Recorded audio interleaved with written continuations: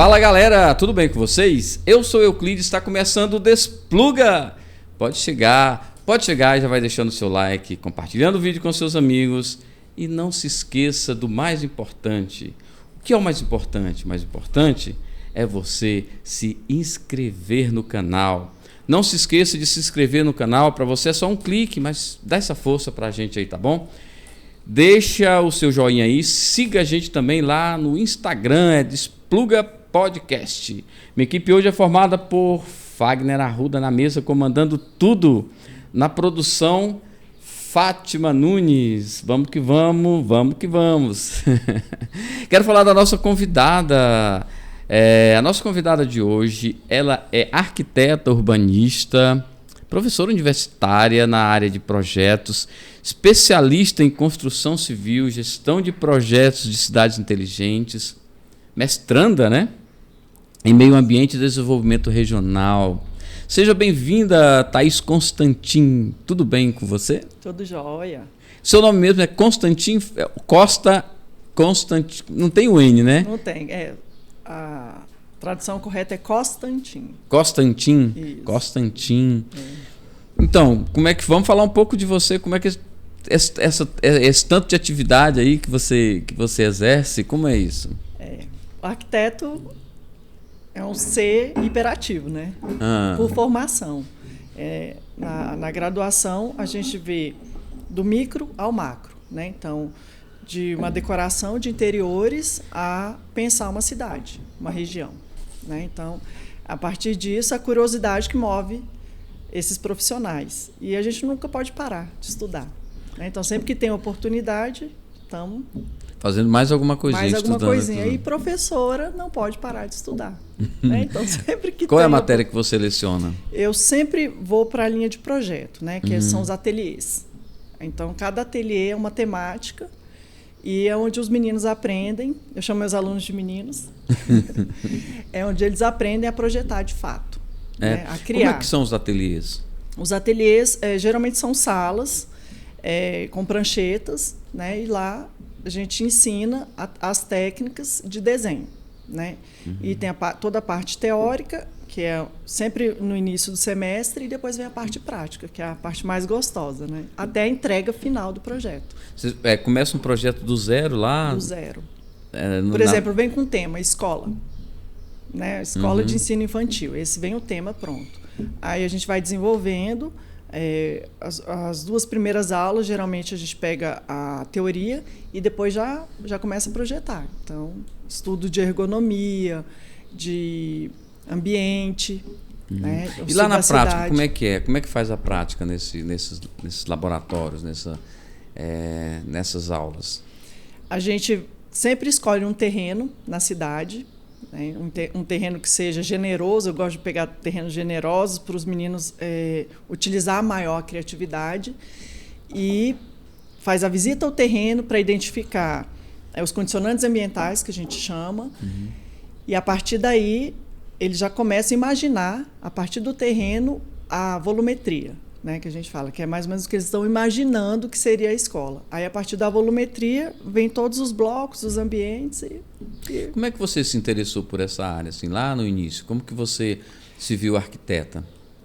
Eu sempre gostei de fazer maquetes. Engraçado, né? Criança, eu fazia maquete, gostava de brincar de cidades, né? E assim, sempre... Videogame você ia para construir aquelas cidades? Na minha época, já era adolescente, era o SimCity. SimCity. Né? Quem for de geração X vai lembrar do SimCity. Eu brincava de SimCity, mas assim, maquete na prática mesmo. Pegava caixas de remédio, fazendo cidade, ruas, né? Eu sempre gostava de brincar nesse sentido. Então, quando eu vi um primeiro projeto, eu me interessei muito, eu me identifiquei com aquilo. Eu falei, gente, eu quero fazer isso. Como foi esse primeiro projeto que você viu? Alguém te mostrou? Meu pai. Ah, seu pai é arquiteto, né? Não. Meu pai era comerciante da área de alimentação, nada da área de civil. Aí ele mostrou, fez o projeto da casa, que minha mãe mora até hoje. Aí eu entendi, incrível, né? Quando ele abriu o projeto, ele explicando e eu entendendo tudo aquilo. Eu achei muito interessante. Falei, gente, eu quero fazer isso. E a partir daí, fui fazendo cursos no Senai, de leitura de projetos, Para a UNB, na época, tinha o preparatório para prova de habilidade específica, que você tem que desenhar artisticamente também. Eu acho que hoje só as federais que ainda exigem provas de habilidade específica. As particulares, não. Então, assim, se você quisesse fazer arquitetura, você tinha que ter um dom artístico. Hoje já não cobra mais isso, pelo menos nas particulares. Né? E me identifiquei muito no curso, um curso muito difícil. Na minha época, eu formei no começo dos anos 2000, era integral o curso, era o dia inteiro. Então, assim, a gente tinha que ter difícil, né? A carga horária. O dia inteiro, né? A carga horária. Assim, os amigos de faculdade é família, né? Porque aguentar 5 anos, o período integral. Quando você terminou o curso, você se deparou com uns projetos, com arquitetura de verdade, né? Fora da faculdade, você se decepcionou ou era aquilo que você achava que era mesmo? A faculdade, ela abre a cabeça do aluno, né? Para você criar livremente. E o mercado, ele te engessa, né? Que nem eu falo, você tem um terreno de 10 mil metros para fazer uma construção de 200. Ao tempo que você, na prática, é o contrário. Você tem um lote de 200 para fazer uma construção de 10 mil metros. Tem que subir, né? Tem que subir, enterrar, né? Tem o subsolo também. E você tem que aplicar, além de tudo isso, a legislação local. Né? Então, você tem que estudar toda a legislação e o briefing com o cliente. Você tem que entender o que ele quer. Né? A gente é um catalisador de sonhos. Né? Catalisador de sonhos? De sonhos. Né? O arquiteto ele tem que entender os sonhos do cliente, processar aquilo, projetar, para dar do projeto... sair alguma coisa... solidificar, né? O que mais decepciona, não sei se a decepção é uma palavra, mas o que é mais difícil por exemplo, você tem uma ideia fantástica, uma ideia genial, eu vou... Né? Aí quando você chega no seu cliente, ele murcha toda aquela sua expectativa, aí você fica decepcionado porque você queria fazer aí de repente ele quer um quadradão ali, alguma coisa sem nenhuma forma. Isso acontece? Acontece muito. Né? Assim, você tem que tentar passar para o cliente o seu conhecimento, que ele te contratou para, de fato, você colocar o melhor, custo-benefício, e que seja uma coisa funcional. Eu sou muito da escola do funcional. Né? Tem o pessoal que é das belas artes, que vê só a beleza, e o pessoal que quer um ambiente funcional. Eu sou muito do funcional. Qual é o melhor dos mundos? Você conseguir agregar os dois. Mas o funcional, hoje, depois da pandemia, né, o funcional, de fato, é o que vem ficando. Você precisa ter um lugar que funcione, que seja suficiente. Né? Nos anos 70, nos anos 80, as pessoas moravam em mansões.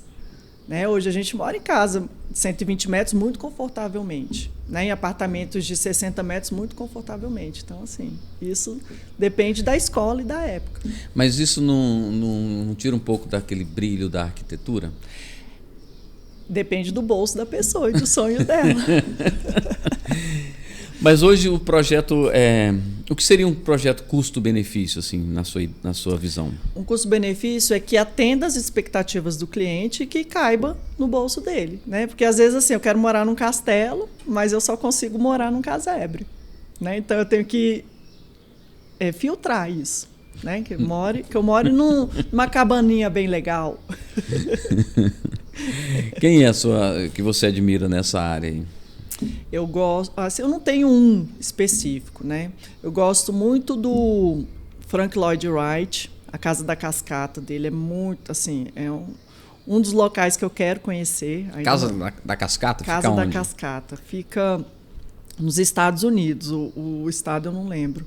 Mas colocar Frank Lloyd Wright, Casa da Cascata, é um ícone da arquitetura, porque ele envolve arquitetura modernista e na natureza. Ele conseguiu fazer uma casa muito próximo de uma cascata, então ele integrou, né? Porque a gente veio da natureza, veio para a cidade, mas tem que voltar para a natureza, né? Então, para mim, aquilo é a síntese do que é uma boa arquitetura. Caramba! E é mais ou menos aquela casa do Homem de Ferro lá você lembra? Isso, é tipo a casa do Homem de Ferro é um mirante, né, para o mar. O dele é um mirante numa cascata. né? Numa área de floresta, muito bacana. E Brasília, que nunca te inspirou nada, assim, porque assim, a gente tem os dois construtores de Brasília, os três, né, digamos, o presidente, né, Oscar Niemeyer e o engenheiro. O Oscar Niemeyer, embora não fosse engenheiro, teve mais fama, né? Hoje, a Lúcio Costa, você vai pensar um pouquinho para lembrar quem é Lúcio Costa. Sim. Se você se falar Oscar Niemeyer, você vai lembrar na hora. Né? Que esses nomes não trazem nada para você? Traz. O JK, para mim, é um exemplo de político, né? Eu acho que tá na hora de voltar um JK aí. Tá precisando voltar um JK. Tá difícil com esses políticos que a gente tem hoje aí, tá difícil, né? Tá difícil. O Bolsonaro se aproxima dele? Na questão de qualidade de obras, talvez, né? Mas não vamos chegar não vamos falar disso. Dessa parte, não. Mas na questão de obras, eu gosto muito. Gostei do governo dele, a parte dele finalizar muitas obras. Né? Esse eu tiro meu chapéu para ele, enquanto técnica. Né? Mas JK, eu gosto muito dele, gosto muito de história, gosto da história de Goiás, né? História do Planalto Central. Arquiteto estuda muito história da arte. Né, a parte teórica da gente também é muito forte nesse sentido.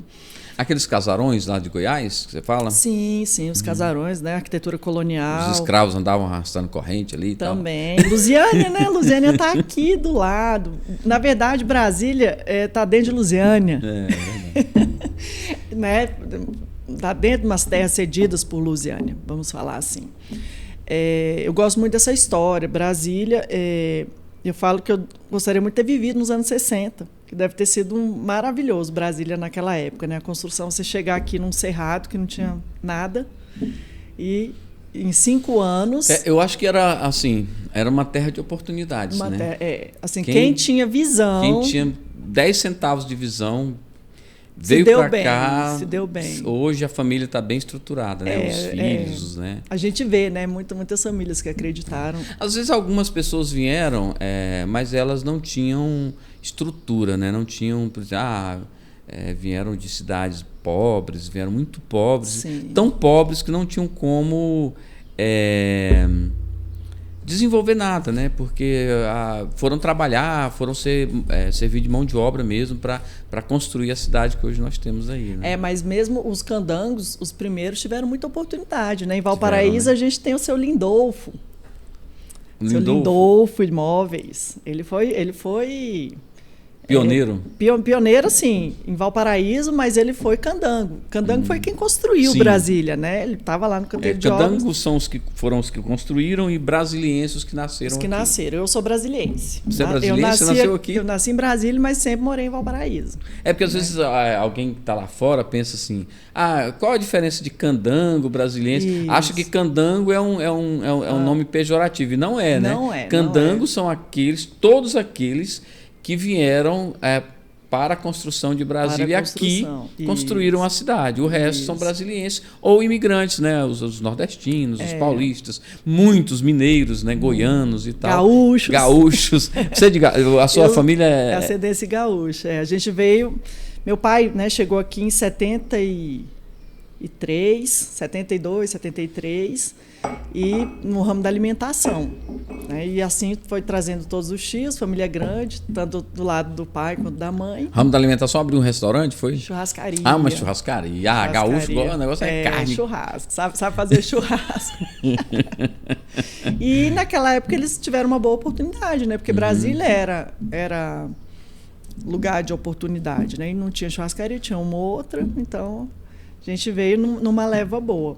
Voltando no Oscar Niemeyer, ele é mais conhecido porque ele fez mais edifícios. O Lúcio Costa era urbanista. Ele ganhou o projeto do Plano Piloto. Né? O Plano Piloto era o projeto de Brasília.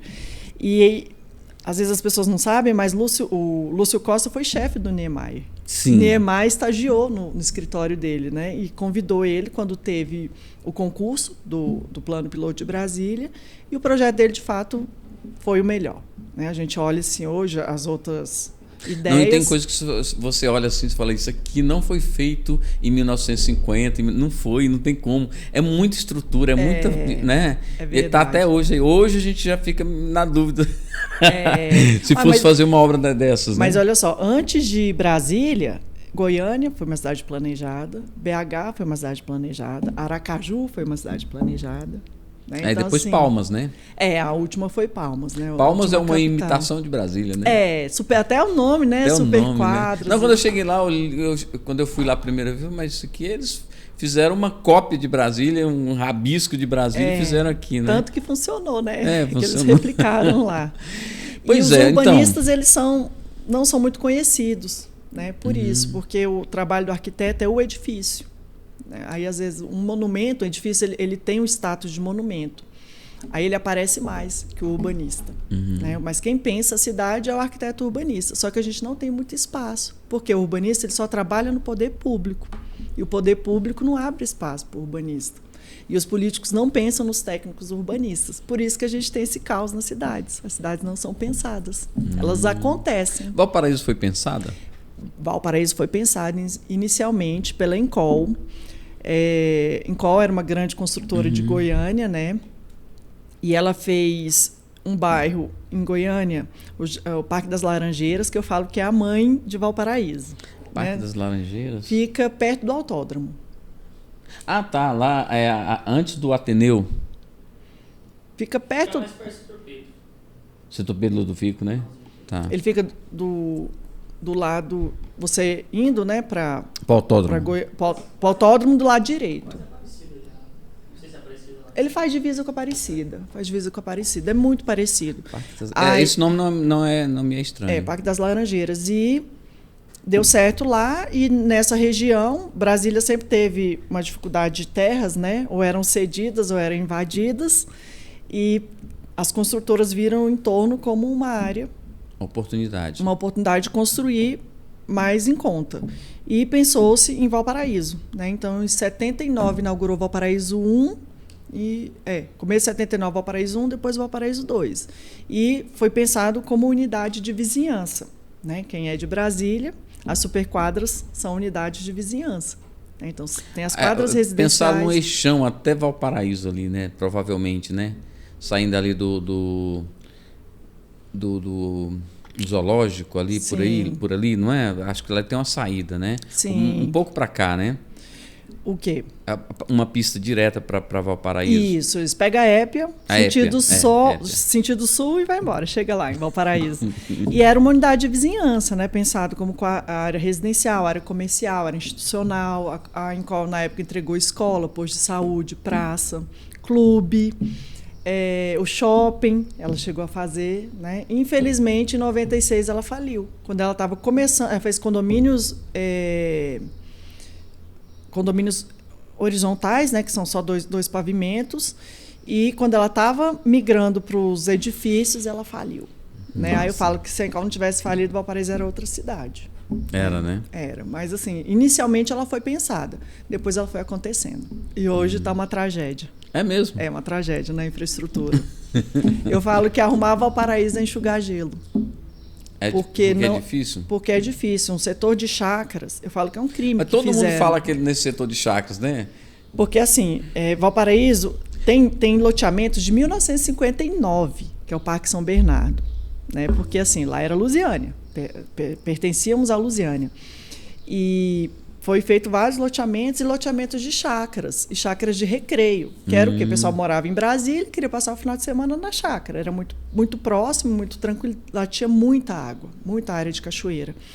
E o setor de chácaras Anhanguera eram chácaras de 20 mil metros. Com córregos, né? A água aflorando. E quando veio o Minha Casa Minha Vida, não tinha muita normatização de como construir.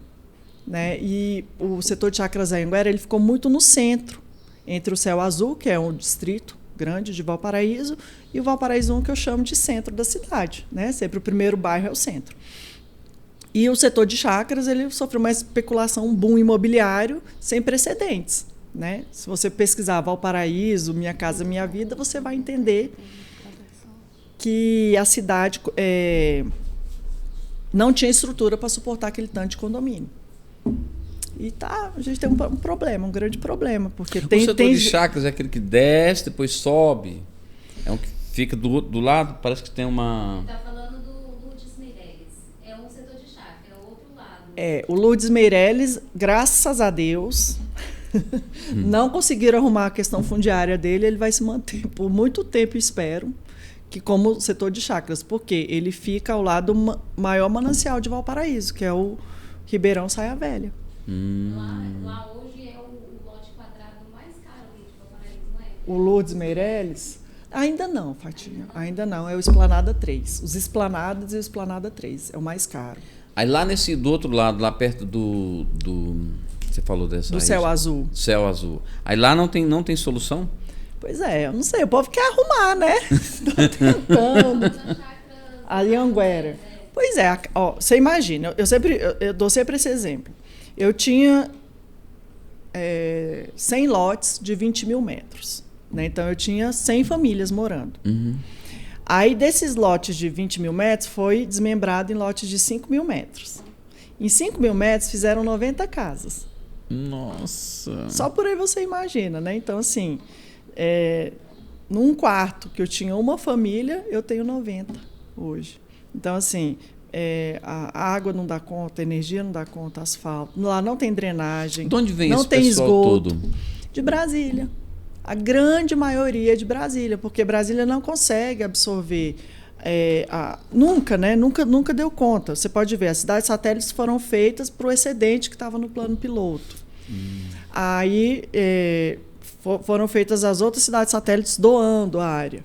Né? E esse pessoal vai precisar. Meu pai sempre falava, as pessoas vão crescendo, vão casando, vão precisando de casa. E o Valparaíso, ele é estrategicamente das cidades do entorno a melhor, porque ela está a 40 quilômetros da rodoviária do plano piloto e é uma cidade 100% urbana. Ela não tem um morador rural.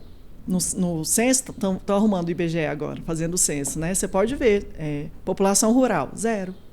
Né? Então, é o terceiro menor município pro outro lado não tem. Para cá, Santo Antônio, é chato, né? De ir para lá, né?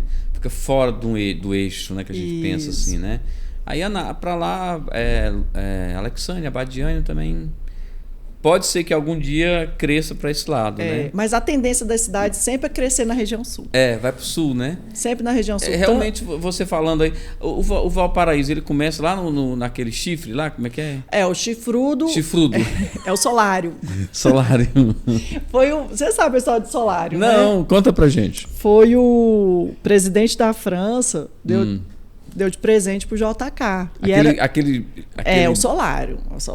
Aí era para ele ficar lá na frente da torre. Aí o Lúcio Costa falou, não, põe esse trem lá pra roça. Aí virou o famoso chifrudo. Virou o chifrudo. Aí falou, não, põe pra lá, não vai botar esse trem. Quem não conhece Brasília, Chifrudo é um monumento que tem lá perto de Valparaíso, um monumento grande lá. E ele é cheio de, assim, parece uma arquitetura indígena, alguma coisa, e aí ele fica assim com pontiagudos, né? E deram o apelido de chifrudo, mas nada a ver. Ele é um ponto de referência, né? Ponto de referência. Onde você tá? Tô no chifrudo. Para aquele lado de lá, para aquele lado da entrada do chifrudo, que fica águas correntes, né? Isso. E essa águas correntes é desse Saia Velha que você falou, não? É do Saia Velha, só que o clube ele fica em Ocidental. Outro município que faz divisa, né? Porque as cidades divisa com o DF, que pertenciam à Lusiânia, é Ocidental, Cidade Ocidental, Valparaíso e Novo Gama. Eu brinco que são as filhas pobres de Lusiânia, que foi uma mãe muito ruim, porque deixou emancipar Novo Gama e Ocidental antes de Valparaíso. Aí tem 3 cidades pobres, sendo que podia ser uma cidade única, rica. Né? Porque Valparaíso, em território, é a terceira menor do estado. Tinha um projeto de tirar essas cidades com menos de 5 mil habitantes, se não me engano. Mas se bem que essas cidades têm bem mais, né? Valparaíso está 200 a 240 mil. Não, eu falo as outras. Nas outras tem bastante, tem bastante. Também, né? Tem. Não tem como unir mais. Não. Fazer uma cidade só. Não, e é tudo uma ao lado da outra, né? E Valparaíso é a menorzinha de todas. Só que, estrategicamente, economicamente, é a mais pujante. né? Assim, economicamente eu acho que Valparaíso tem um potencial enorme, né? É. Gigante, né? Principalmente por causa da BR, Da né? BR, Que passa exatamente, no meio da cidade, no né? meio da cidade. Assim, eu falo muito que a BR, inicialmente ela trouxe o desenvolvimento para a cidade, hoje ela é um grande problema, né? Para quem mora na cidade. Antigamente, nos anos até 2010, por aí, você tinha um horário. Ó, eu não posso ir para a BR na hora de pegar menino, né? Na hora do almoço e à tarde. Hoje, não. A BR está parada o tempo todo. Tanto que a cidade cresceu. E a estrutura não acompanhou. Ali tem que achar uma forma de isolar a BR, né? Igual já vi. Principalmente nas estradas lá de São Paulo. Quem vai em São Paulo tá na BR, tá nas vias, né? As marginais. Marginal não, marginal é de córrego, né? Não, marginal. Marginal Da BR. Isso. Então, tá nessa marginal, né? Isso. São Paulo tem muito isso. Muito. A gente anda direto, não para em cidade praticamente, né? Passa por baixo e vai embora. E a cidade está no acesso, né? Então, o meu projeto de monografia da faculdade já está chegando há 2 décadas. Ano que vem faz 2 décadas. Passa rápido o tempo, né, gente? Nossa. Foi um projeto de urbanismo resolvendo esse problema da cidade. O que você propôs? Eu propus exatamente esse modelo que tem na Anhanguera, em São Paulo, e que mais próximo de Brasília é o complexo... Aceita mais café? Quero. Eu também. O complexo do Torto, né? Uhum. Você vem na Épia, você passa por baixo, e o Torto você passa no nível. Uhum. A ideia era essa. O sistema, tecnicamente falando, é trincheira. Então, a BR ela rebaixaria. Quem está na BR passaria por baixo vai embora. E a cidade manteria no nível. E o restante de área seria um grande parque linear urbano, de 4 quilômetros quadrados, com 17 equipamentos públicos. 17? Mas esse espaço não é muito extenso, não? Porque a cidade ela é extensa, né? Ela sai ali ela começa depois da polícia rodoviária? Ela começa no balão de quem vai para o Gama. Ali, para baixo do Chifrudo um pouquinho. Tem o... Uma coisa horrível ali, a tal dos pardais, né? Tem como tirar aqueles pardais ali, não? Pelo amor de Deus. É terrível. Aí foi pensado, né, esse projeto, porque você pode escolher a linha do seu TCC, né? Arquitetura ou urbanismo. Eu queria urbanismo porque o urbanismo você contribui para a coletividade, né? Ao tempo que o arquitetônico às vezes fica só no sonho lá. E em 2012 eu doei ele para a cidade. Ele é de esse projeto. Você doou o projeto, seu projeto o Parque Linear Urbano. Para a cidade? Para a cidade. Eu doei para a cidade porque eu falei assim, eu não vou ganhar dinheiro com esse projeto, mas eu moro aqui, eu quero o bem da cidade, né? Então, se o problema for dinheiro, não tem mais. O projeto já é de domínio público da cidade de Valparaíso. Só que o Valparaíso tem um problema que a gente não tem representantes lá no Congresso. Não tem nenhum? Não tem nenhum.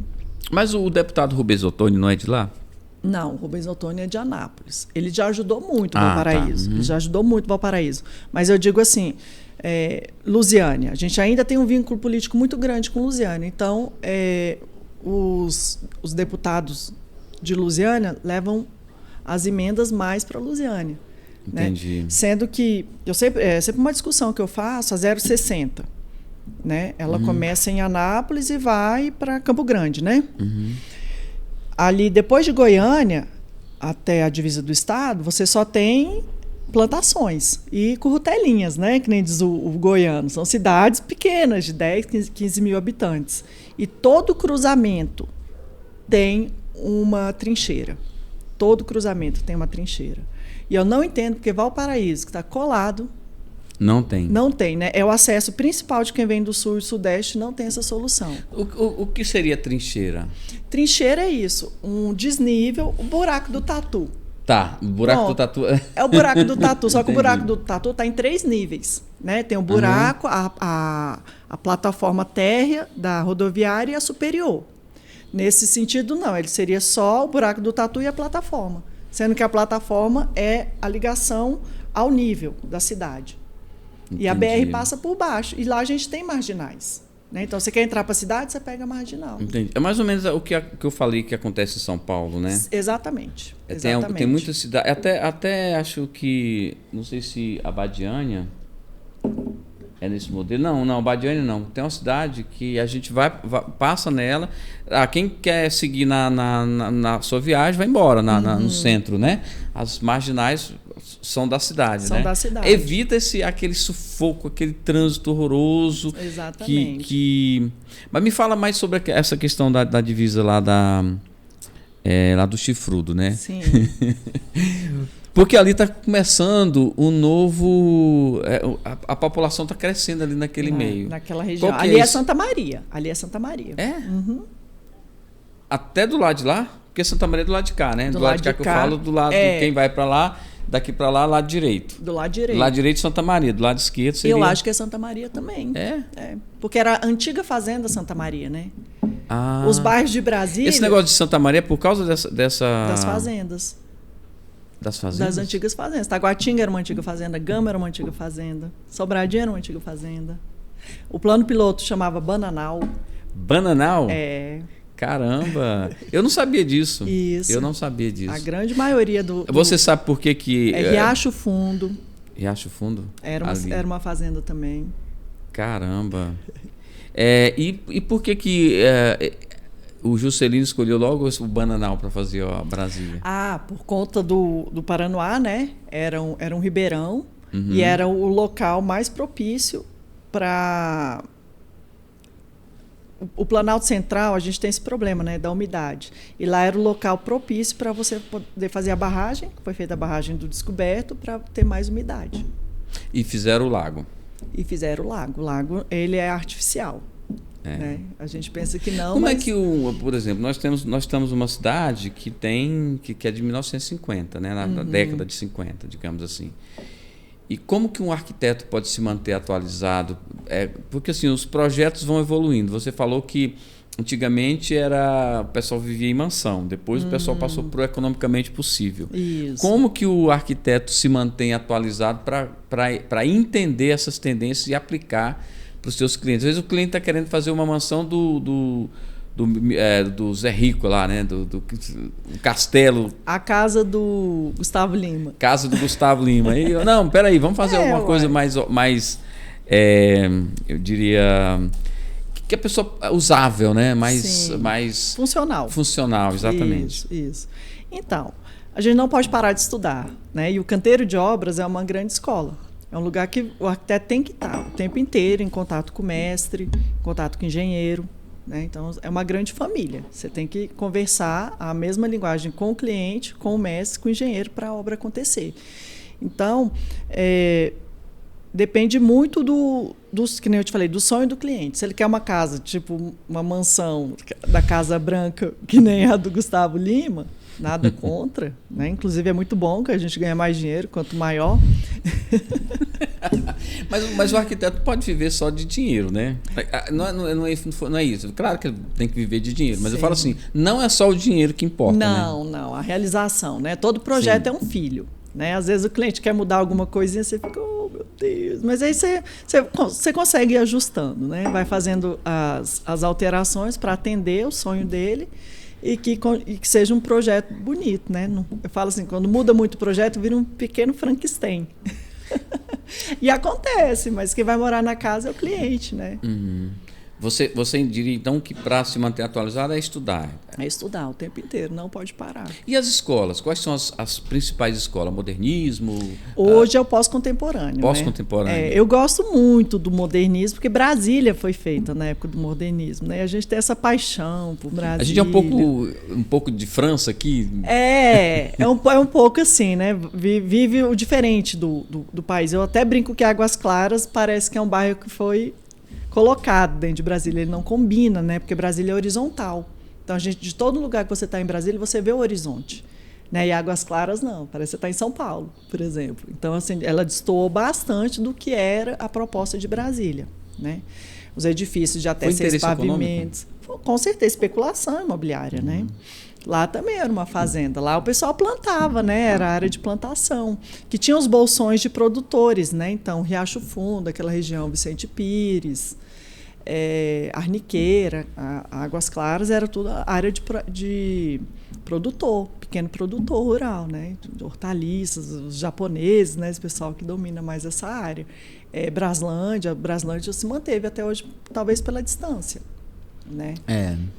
Eu não conheço muito Braslândia, mas eu acho que eu já passei lá algumas vezes, né? Mas a especulação imobiliária é o que move as cidades, né? Em vez de ser o pensamento do urbanista. Quando você faz um projeto assim, e o cliente chora muito, questão do preço, aí você desconfigura o seu projeto todo, como que você Na faz? verdade, assim, em 1 hora de conversa você sabe se aquela pessoa tem potencial de ser seu cliente ou não.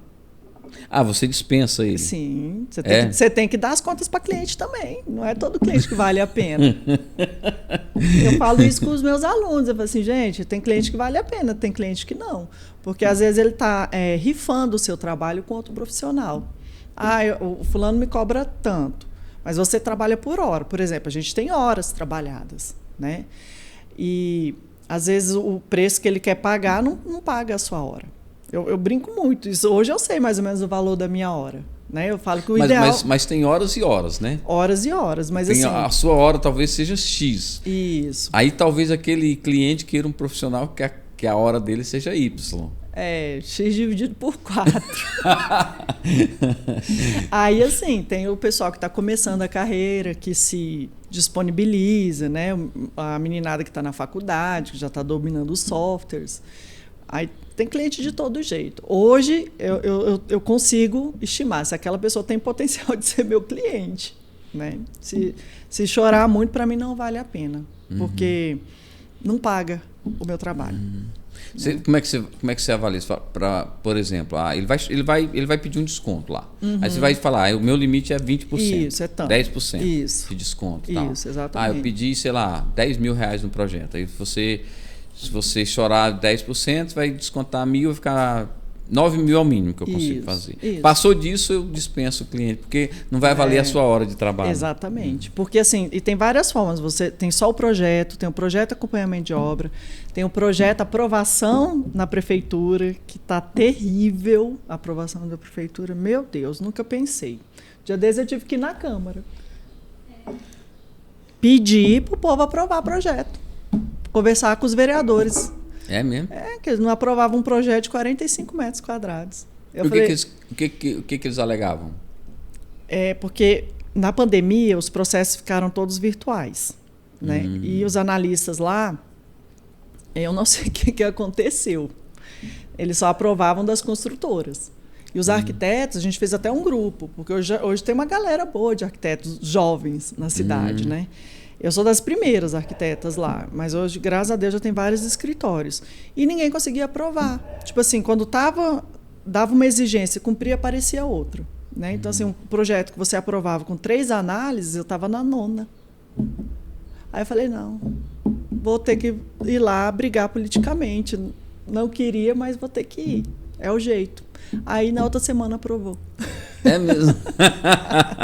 Política, né? Política, é assim. Qual o projeto desses que você fez, que você assim, mais se orgulha de ter feito? Tem muitos projetos. Eu fiz algumas praças para Lusiânia. Para Lusiânia. Fiz a da Cúria, fiz a da Santa Terezinha. Essa parte urbanística, que nem eu te falei. Um parênteses, você pode responder, tá? Eu só quero fazer um parênteses aqui.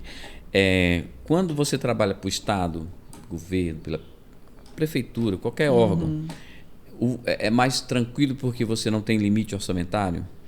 Não, na verdade, o projeto ele é o começo, é o pé inicial, é o pontapé inicial. Depois do projeto que é feito o orçamento. Então, já não é da minha alçada, no caso. Eu faço o projeto arquitetônico urbanístico e, a partir dali, eles vão fazer. Contrata uma empresa de engenharia e tal. Isso.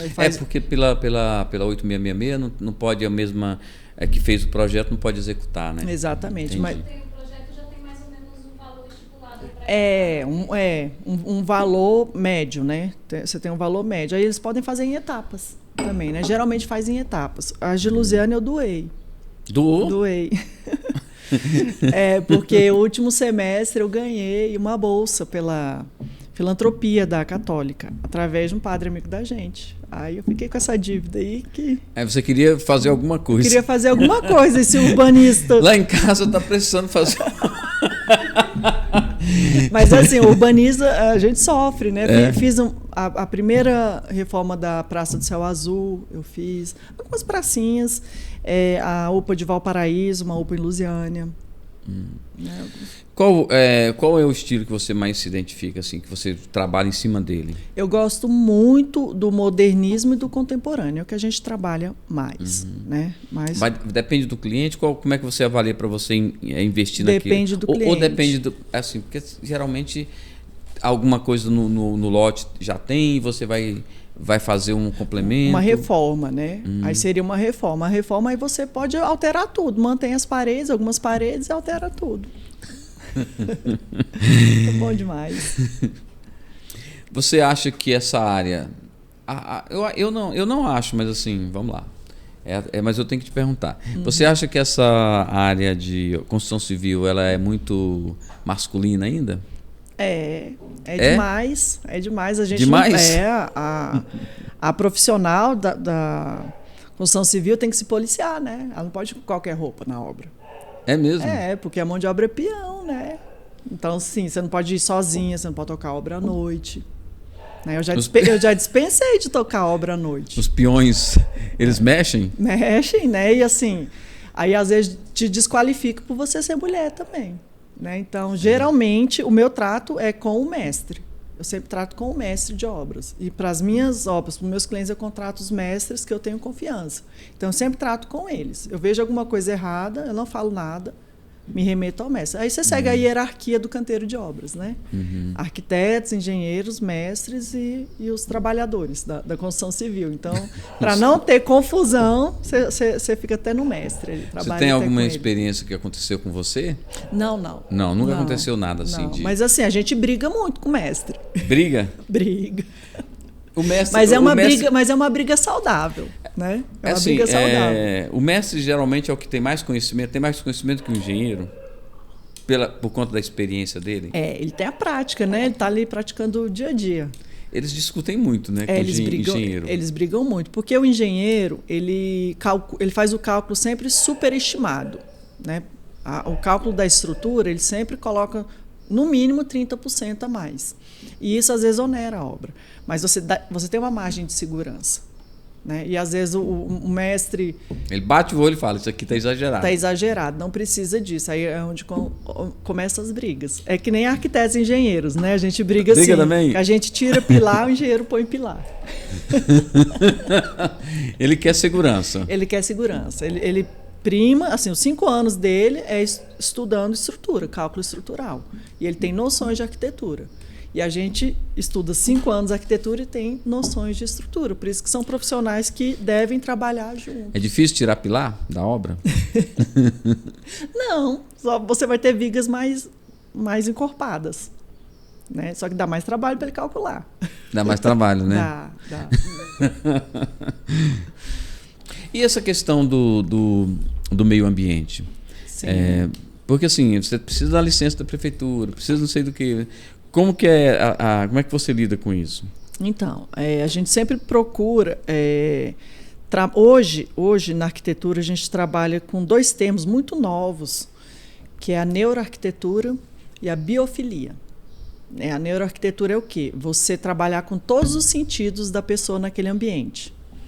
Né? Então, a temperatura, o cheiro do local, o visual, o som. Né? Então, assim, você faz ambientes... se você tiver a oportunidade de ir na Casa Cor, eles estão trabalhando muito com isso. Eu fui lá semana passada, então todo Casa ambiente... Cor ali perto do shopping? Não, a Casa Cor é uma mostra de arquitetura que acontece todo ano, nas principais capitais. A de Brasília vai até novembro. Ela está lá no Mané Garrincha. Primeiro ano do Mané Garrincha, está muito bacana. Gostei, vou novamente, que eu só fui eu levei a minha turma e a gente tinha 1h30 só, são 52 ambientes. Então é um lugar que vale a pena. E a biofilia é você trazer a natureza para dentro dos ambientes. Né? Então você ter plantas, paredes verdes, né? Agora, na época Agora da você pandemia... chegou aqui, você tocou na... Esse é o toque de arquiteto, né? A gente tem muito da textura das coisas, né? Você precisa tocar para ver. Mas a biofilia é isso. Na pandemia, a gente viu muito que as pessoas ficaram restritas, né, em apartamentos e cuidando das suas plantinhas, né? Então, assim, a biofilia trazia a natureza para dentro do construído. E o meio ambiente a gente tem que respeitar, né? Tanto no micro, que é a construção, quanto no macro, que é a cidade. Né? O mestrado que eu estou fazendo é em meio ambiente, porque é muito linkado com o que eu gosto. Né? Eu sempre vou fazendo muito as coisas que me interessam, assim, que me fazem brilhar os olhos. Né? Então, o urbano, o regional, o meio ambiente, está tudo interligado. E as cidades inteligentes, do que se trata? As cidades inteligentes é você pensar a cidade funcionando como um organismo vivo, como ela é. Né? Só que acrescentando tecnologias. Né? Placas solares, em lugares de praia, energia eólica, né? A mobilidade funcionando em todas as escalas. Né? Porque, por exemplo, Brasília foi pensada na escala do veículo. Né? Hoje a gente não pensa mais cidade na escala do veículo, você tem que pensar a cidade na escala do pedestre. Né? Na Europa, as grandes cidades estão fechando ruas no centro da cidade para os pedestres. Os carros não andam mais dentro do centro das cidades. São cidades para pessoas. E como que vai ser o futuro? Não sei, eu pensava que a gente já ia ter carro voador, né? Numa época dessa. Porque vão fechando. E assim, a indústria automobilística ela não para, né? Mas uma hora ela vai parar, né? E assim, está muito próximo, eu acho, disso acontecer, porque está acabando os combustíveis fósseis. Estão partindo para o elétrico. O elétrico. Né? Então, só que o elétrico ainda... Por exemplo, no nosso país tem uma resistência muito grande. Você vê um carrinho Smart por 150 mil. Né? Nos Estados Unidos é $30 mil. Né? Um carrinho, um Smart usado. Mas, enfim, a ideia é você trabalhar sempre a escala do pedestre. Pedestre, o ciclista, o patinete, a bicicleta elétrica... Né? E os modais, eles fazendo integração. Então, assim, eu estou de bicicleta, mas o ônibus que eu vou pegar, o ônibus elétrico que eu vou pegar, tem que carregar a minha bicicleta. O metrô tem que ter o vagão onde eu possa carregar a bicicleta. Então, assim, eu falo que o meu sonho é o trem ir para Valparaíso, trem de passageiros, que eu não vou ter mais carro. Aí eu vou andar de bicicleta e transporte público. Rio de Janeiro, você consegue fazer isso. São Paulo não? São Paulo não, né? São Paulo, eu não gosto de São Paulo. Não gosto, né? Eu não gosto de São Paulo, eu gosto do Rio, porque o Rio tem natureza. Então, de qualquer lugar que você está da cidade, você tem contato com a natureza. São Paulo é muito negócio, né? Muito frenético, né? Muita selva de pedras, assim. E eu gosto de locais que têm essa integração ainda do meio ambiente. Você foi secretária de obras? Fui, durante... Como é que foi essa história? E conta pra gente como é que foi essa sua passagem pela prefeitura. Pois é, naquela época já tem um bocado de tempo, né? Eu não almejava esse cargo, não. Ele caiu no meu colo. E eu pensava que eu podia fazer a diferença, sabe? Assim, enquanto técnica, fazer a diferença. Mas aí veio a parte política, né? Que você não domina. Eu não dominava nada de política, assim, achava que era só... O que você tecnicamente avaliasse? Acreditava, porque o arquiteto, a gente é um ser social, né? A gente pensa no coletivo, pensa no social. E eu achava que naquele cargo eu poderia fazer a diferença, né? Talvez enquanto técnica eu ajudei um pouquinho a cidade, mas politicamente não. Aí chegou uma hora que eu falei assim, ou eu sigo minha profissão, ou eu vou para a política. Aí preferi seguir minha profissão. É difícil juntar a política com os técnicos, com a técnica, né? Porque assim, hoje a gente pode dizer que temos um ministério teoricamente mais técnico, mais né? técnico, muito isso, mais, né? Muito técnico mais, do que existia alguns anos atrás. Sim. É difícil misturar, porque assim, o técnico tem essa dificuldade que você falou. Eu acho que deve ser muito difícil, porque eu também sou técnico, né? Sim. Fui técnico conviver com a política, né? Conviver com a política, porque o técnico é 2 mais 2, né? É 4. Você não consegue muito fazer os meandros que a política traz. O Tarcísio, eu tiro meu chapéu para ele, eu quero que ele siga na política, quem sabe seja um JK. Né? Assim, eu gosto muito do perfil dele porque ele é técnico. Né? Ele conseguiu fazer muita coisa. Sim. Muita coisa num governo de pandemia, 2 anos parado, né? E 2 anos de e guerra, meio né? parado. E guerra. E terminou muitas obras estruturais importantes para o país, principalmente de transporte, né? A gente tinha esquecido alguns modais, né? Por exemplo, ferroviário. Ferroviário, o estava aquaviário, esquecido, né? aquaviário, exatamente. Então, assim, a gente vê que... Eu não sou arquiteto, não entendo, não sou técnico dessa área, né? Sim. Mas a gente vê que houve uma evolução nesse sentido, né? Sim. Chega uma época no país que, por exemplo, os caminhoneiros, se eles pararem, o Brasil Parou, para. exatamente. Né? A gente tem que chegar um momento que os caminhoneiros pararam, ok, beleza, vamos negociar. Enquanto a gente negocia, tem o aquaviário, tem o ferroviário, tem o transporte aéreo, né? Tem outras opções de transporte que não só os carregadores de grãos, né? Isso. É porque o Brasil ainda está nos anos 50, né? Que é o rodoviarismo. Eles não querem migrar. Tem uma resistência muito grande migrar para o ferroviário, tanto o transporte quanto carga, né? Aí vai a passo de formiguinha, mas um dia a gente chega lá. Conta uma história dessa época da secretaria. Da secretaria? Uma coisa engraçada, inusitada que você lembra. Eu não lembro. Eu lembro de você e o Zé Valdécio. O quê? O seu Zé. Eu brigando com ele? Eu briguei com tanta gente, Paty. Conta. Eu não lembro. Eu não lembro de muita coisa daquela época, você acredita? De você dirigindo para ele para Goiânia. Eu dirigindo para ele? Ele segurando as portas. Com medo. Olha aí, tá vendo? Quais foram as obras que você conduziu nesse período? Ixi, Maria, lá a gente pegou uns pipinão, né? Lá tinha a entrega final da Vila dos Carneiros, que são obras sociais. E a Vila Guaíra, que eu falo que a Vila Guaíra não tem solução. E não tem solução. A Vila Guaíra não tem. Porque é um recurso que veio do governo federal para reabilitação de áreas de assentamento, favelas. E lá o pessoal invadiu uma área particular de rocha. Como que você põe esgoto? Onde tem rocha, com casas que são Mas aí a solução seria tirar esse pessoal de lá e levar para uma outra área. Para uma outra área. Só que assim, o governo interferiu um problema entre particulares.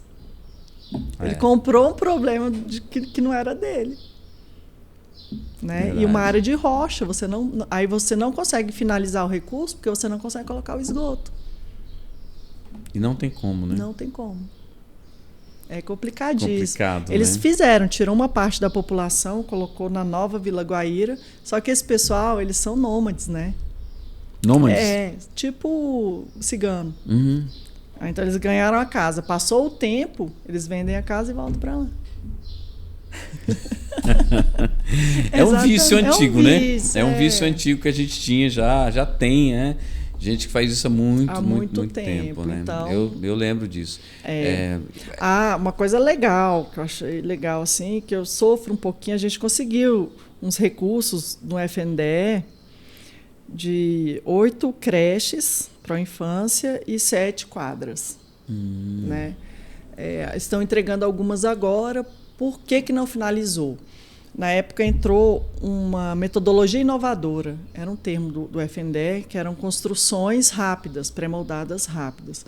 E essa empresa era do Paraná, ela pegou 1.000 escolas no Brasil inteiro e quebrou. A primeira escola, com 98% finalizada, paralisou. Eu passo lá e tenho vontade de chorar. Nossa. A pessoa tá achando que é o Iris Rezende, faz 1.000 casas num dia, né? Não dá não, já foi essa época. Você lembra disso? Lembro. Você era criança, eu né? era criança. Mutirão, Vila Mutirão, né? Vila se eu Mutirão, não me engano. Mutirão 1, 2 e 3, acho que tem até o 3 lá. Mas Goiânia é uma capital maravilhosa. Eu formei lá. Foi na Católica. Era católica na época, né? Depois virou PUC. Mas Goiânia Mas PUC também é da Católica, né? PUC é pontifícia, né? Toda pontifícia ela tem que ter odonto e medicina. Na época que eu formei não tinha. Nossa. Aí depois que virou PUC. Como é que é esse negócio das pedaladas? Você... Não é a da Dilma, as suas pedaladas. As minhas.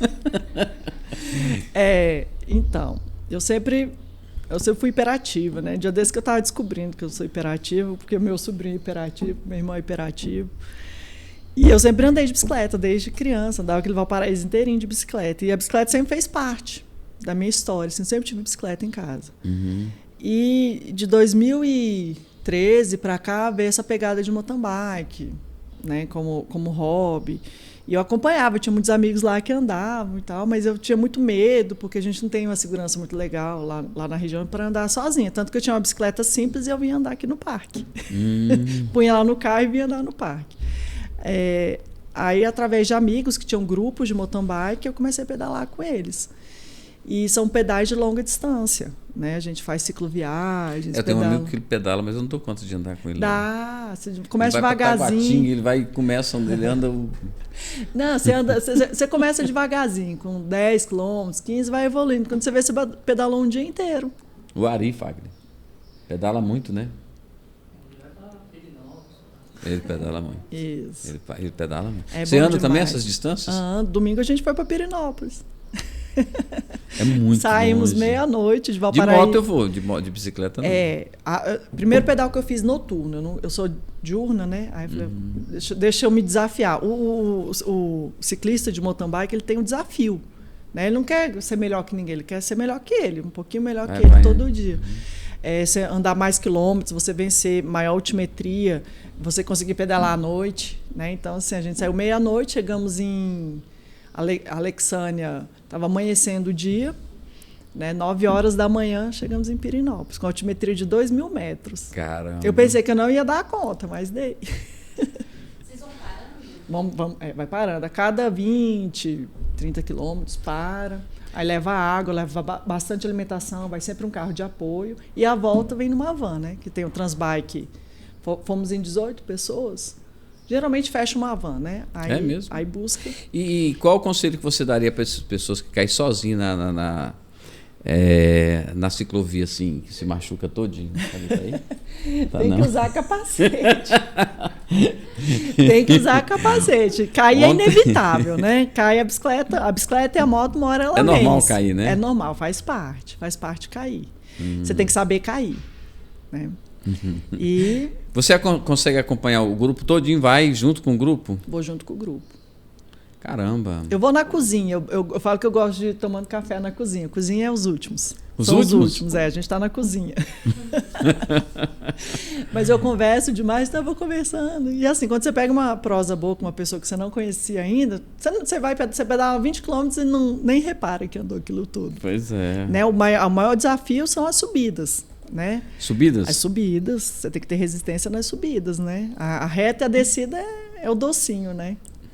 O restante. Param quanto tempo para voltar de novo, recuperar? Uns 10 minutos, mais ou menos. É o tempo de beber água, comer um docinho, né? Porque assim, o ciclismo você tem que ir equilibrando o doce e o sal no seu organismo. Se você tiver pouco doce, você frita. Frita é que você não dá mais coisa de fazer nada. Se você tiver pouco sal, você frita também. Então, assim, você tem que levar suplementos, né? Gel, carboidrato em gel, Gatorade, eu sempre levo Gatorade, um pré-treino ajuda também, né? A malto, dextrina e assim vai. Malto eu não tomo. E se alimentar muito bem na noite anterior. Ou nas horas anteriores. Mas e né? aí a noite de sono que você perde? Pois é, eu cheguei arrasada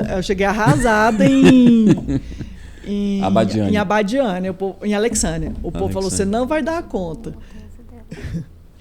Mas ela já falou, ela está falando para eu perguntar sobre a sua tese, mas você já falou, aquela que você doou, né?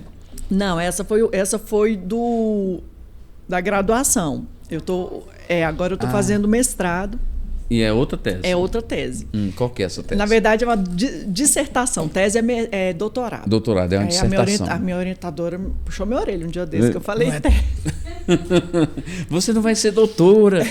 Agora não. E eu penso que eu não sei se eu vou fazer doutorado, porque o mestrado está judiando. É custoso. Você tem que dedicar muito tempo. Como é meio ambiente e desenvolvimento regional, eu sempre gosto de linkar muito Valparaíso. Porque eu sou de lá, né? Eu só nasci aqui, meu registro daqui, mas a minha vivência toda é lá.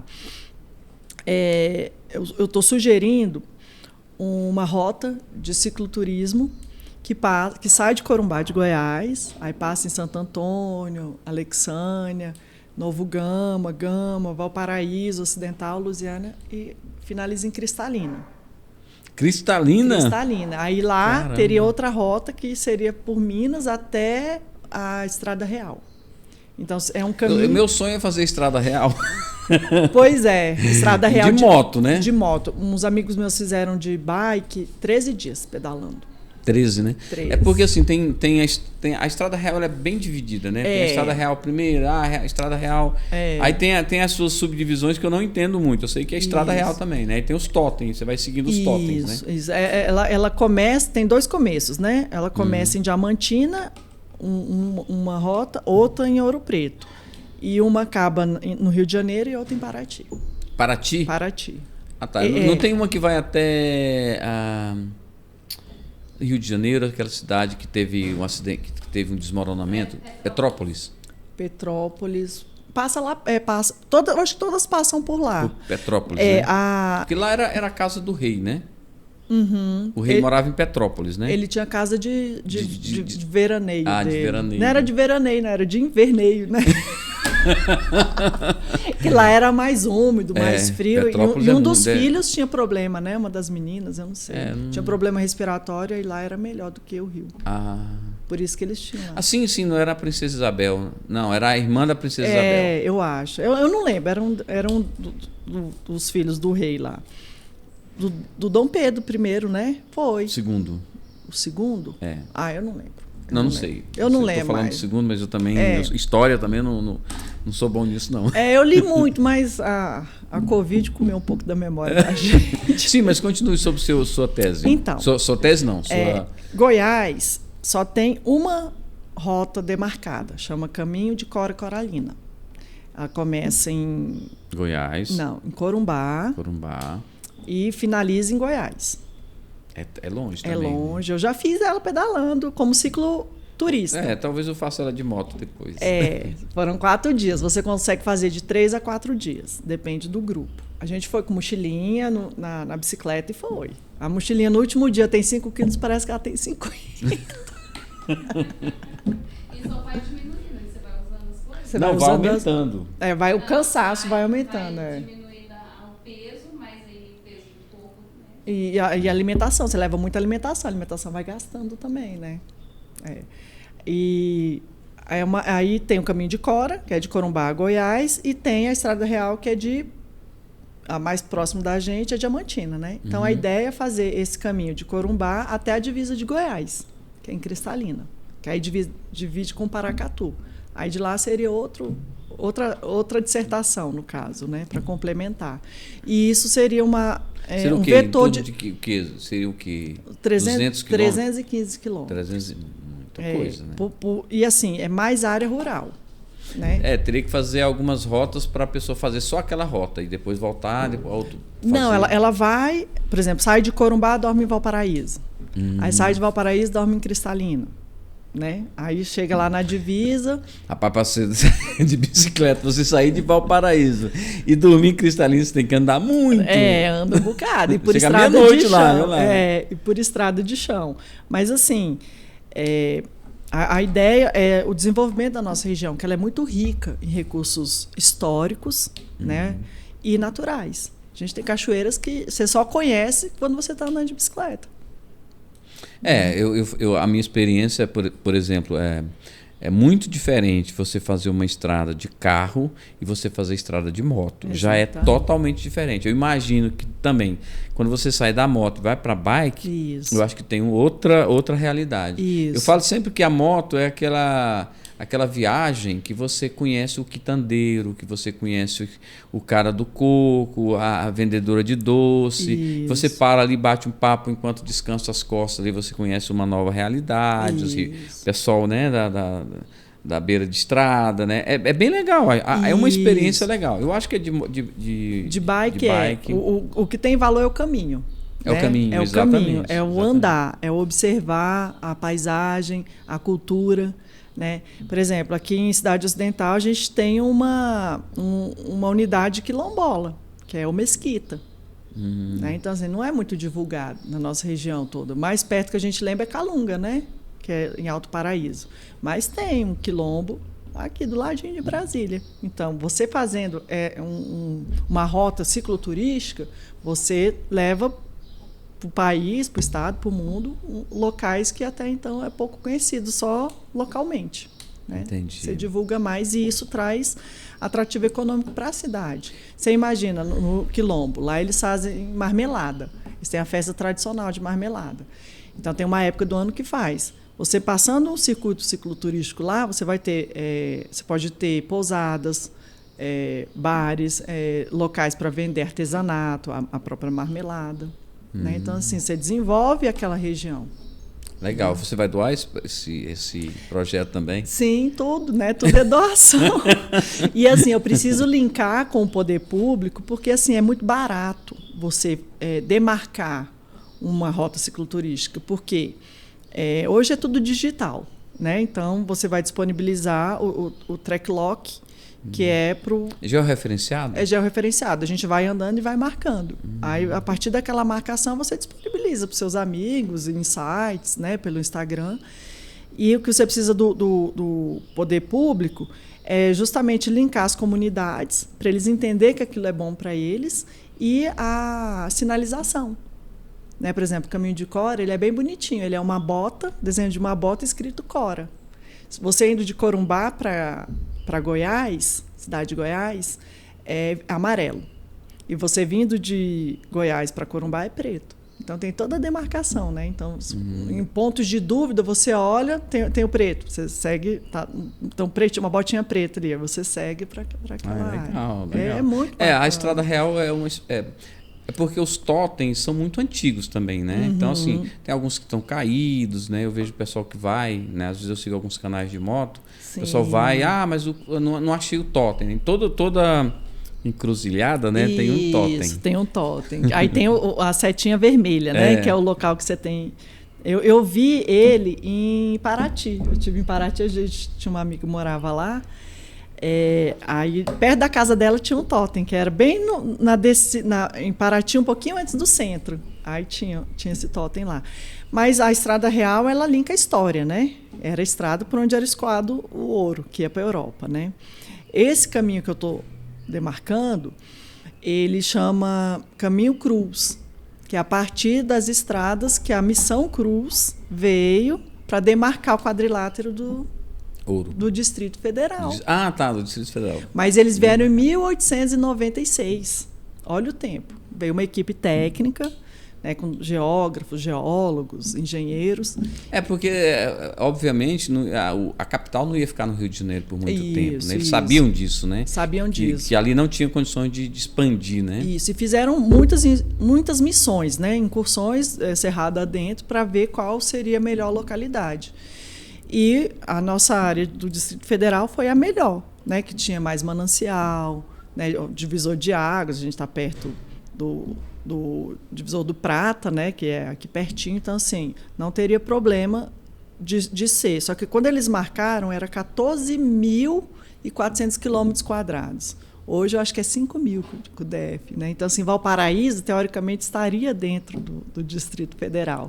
E eu quero linkar alguns resquícios dos caminhos que a Missão Cruz passou, né? Porque aí você linka história com o desenvolvimento regional. Legal, bem legal isso. A idade é essa. E esporte, né? E isso é de domínio público, né? Porque quando você faz o mestrado, ele vai para a rede e qualquer um que pesquisar lá no Google escolar tem acesso. Né? Mas eu queria muito que Valparaíso fosse o primeiro, né, a demarcar lá para... São 300 quilômetros, é uma extensãozinha grande para andar, né? Se bem que assim, a gente anda de moto a gente anda 1.200, né? Daqui para Minas. Não chega a ser 1.200, não. Capitólio. Não, Capitólio não, é 700. Diamantina. Dá uns 800, 900, Vai dar uns 1.800 ida e volta, né? Porque bike é assim, se o grupo estiver preparado, você consegue fazer tranquilo 100 km num dia. Se o pessoal for mais no nível passeio, 80, 70, 80. Aí depende do grupo. né? Geralmente você faz assim. Quando a gente fez Caminho de Cora, foi o primeiro grupo de Valparaíso que foi, eu estava dentro. A gente foi em 2018. Recém eles tinham demarcado, não estava nem completamente demarcado. A gente falou, não, vamos em 4 dias, porque era 300 e poucos quilômetros. E a gente precisava dormir nas cidades, nas principais cidades. Não tinha nem hotel. Hoje você entra Caminho de Cora Coralina, já tem tudo lá. Né? Aí a gente precisava dormir naqueles locais. Você conheceu a casa dela lá em Goiás? A gente tirou foto na frente, porque a hora que a gente chegou já estava anoitecendo, já estava fechado. Deu para entrar, né? E a gente chegou... Casa da Ponte. Casa da Ponte. A gente Casa foi. da Ponte, Isso, a gente tirou foto lá na frente. Todo mundo estrupiado. 4 dias. Eu já estive lá na Casa da Ponte já. A gente tirou foto na frente, mas eu não entrei. Foi a primeira vez que eu fui em Goiás. Tá na hora de ir de novo, fazer o caminho contrário. Né? Verdade. Fazer o caminho contrário para ver. Mas... Ixi, esqueci.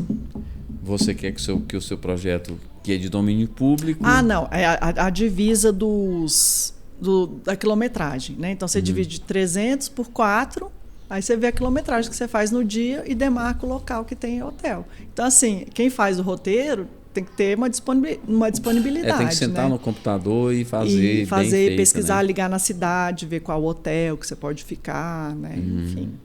Tá jóia. Mas é bom, é uma aventura. O que você está pensando em fazer da agora para frente? Quais os seus planos futuros?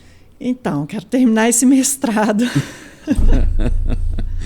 Terminar esse mestrado e botar em prática, que ele funcione, a demarcação dele, né? Vou trabalhar nesse sentido, tentando linkar as cidades ali do entorno, talvez o governo do estado, né? Porque como envolve cidades de Goiás, talvez agência de turismo, porque cicloturismo está muito dentro do turismo, né? O Caminho de Cora foi a Secretaria de Turismo de Goiás que demarcou, junto com grupos de cicloturistas. Legal. Né? Então, seria mais ver se eu consigo pelo menos botar em prática esse, já que o parque, o povo não quis, nem dando o projeto. Mas talvez no futuro, né, isso aconteça. Hoje eles falam... Vai ser, obviamente, assim, é uma coisa que não tem como. Lá em Valparaíso, no futuro, eles têm que dar um jeito naquela rodovia. Não tem como aquela rodovia ficar passando no meio da cidade, né? No meio da cidade. Mas, assim, a solução de engenheiro é viaduto, né? Aí eles querem para cima. Aí eu falo aqui assim, em Taguatinga eles fizeram por baixo, né? E em Recanto das Emas também, né? Será que o povo daqui tá errado? Né? Será que quem fez São Paulo, a 060 tá errado? Enfim. Não sei se é para contrapor, enfim. Não, ser diferente. Ser diferente, ser mais feio. E menos funcional. É verdade. Thaís Constantins, quero te agradecer por você ter vindo aqui no Despluga. Foi um papo bem legal. A gente curtiu bastante aqui o papo com você, falando de arquitetura, coisa que eu não entendo muito, mas... Um pouquinho de história. Um pouquinho de história, mas a gente conseguiu desenvolver, né? Isso, não, bacana. Bom Quero demais. deixar a câmera para você fazer as suas considerações finais. Não, só agradecer a oportunidade, né? Espero ter levado um pouquinho do meu conhecimento, mostrado o que é um arquiteto, urbanista, né? Hoje, pleno 2022, as pessoas ainda não têm muita noção da importância desse profissional e estamos à disposição para poder ajudar. Obrigado. Quero agradecer você também que esteve conosco até agora. Muito obrigado. Vou ficando por aqui. Não esqueça de deixar o seu like, curtir o vídeo e se inscrever no canal, tá bom? Compartilha também o vídeo com seus amigos aí, alunos de arquitetura, de engenharia, pessoal que gosta desse assunto. Foi muito legal o papo e foi bem esclarecedor, tá bom? Segue a gente também lá no Instagram, Despluga Podcast. Você vai lá no Instagram e segue a gente lá também, dessa força. Eu agradeço, vou ficando por aqui. A gente se vê no próximo episódio. Obrigado, fui!